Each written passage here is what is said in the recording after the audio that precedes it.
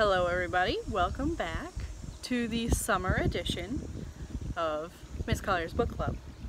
It is a beautiful July day, so I'm sitting outside in my backyard. And what have I been doing the last few days is absolutely nothing, except for finishing this next book.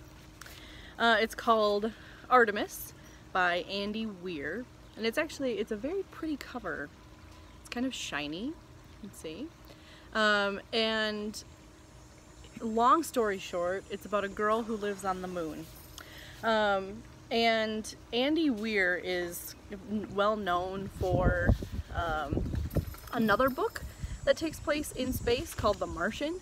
So if you ever saw the movie The Martian with Matt Damon in it, it's about a guy who goes to Mars and then like gets stuck there or something. I don't know. I haven't seen it, but it exists, I guess. This one is similar. He's a sci-fi writer, science fiction writer, and oh, hang on.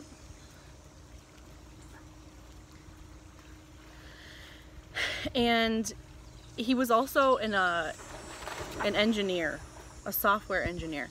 So he's a sciencey guy himself, and that actually kind of really plays into the book a lot because there's a lot of things in the book that are science important. So if you can imagine living on the moon, there's a lot of science that goes behind being able to live on the moon.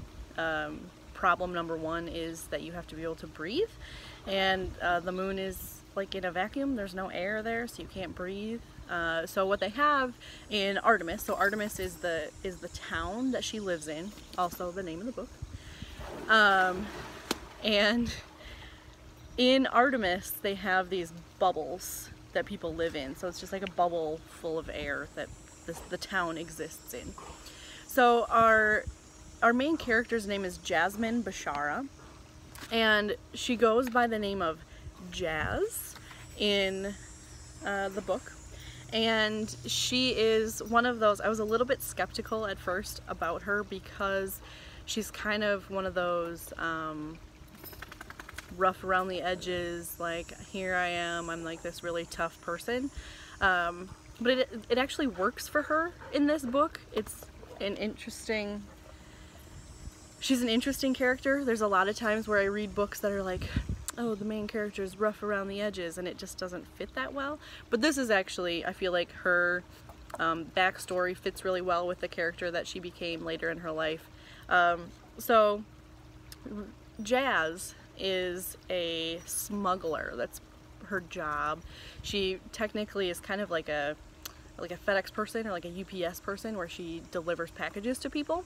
But she also, for a certain dollar amount, will deliver contraband or things that are not legal in Artemis.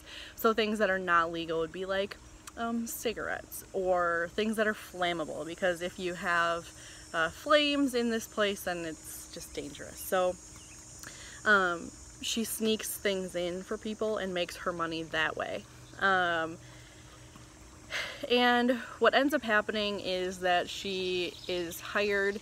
Her services are used by a guy who is looking to gain some power in Artemis, and just kind of sets off this chain of events that lead through the whole book. And I feel like I really can't say a lot more than that, because this book is written almost like a screenplay. So a screenplay is what writers write so that you can make movies off of them.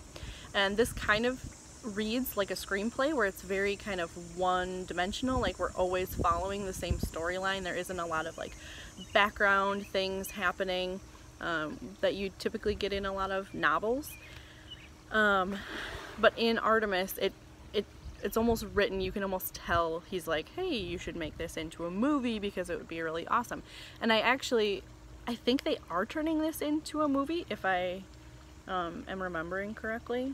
And I think it'll be a really good movie. It's just, when I was reading the book, it just read like it was meant to be a movie. If I was going to rate this book based on the movie ratings, you know, like G through R, I'd probably go with like a PG-13 rating on this one because it does swear a lot and there are some kind of insinuations of some naughty things. So I wouldn't recommend this book if you are afraid to, you know, do too much PG-13 reading. But overall I really liked it. It was a good book, and it was a pretty quick read. It is, I didn't count the pages before I started this. Oh, it's backwards. I put the book jacket on backwards. 303 pages, so not a whole ton of pages. You can see here it's not all that thick, but it is a really good book, and I think especially for people who are into sci-fi, into kind of technology and that kind of stuff, it's a good book. It's not a romance, which is kind of refreshing. So if you are interested in this, pick it up and let me know what you think of it. Happy summer.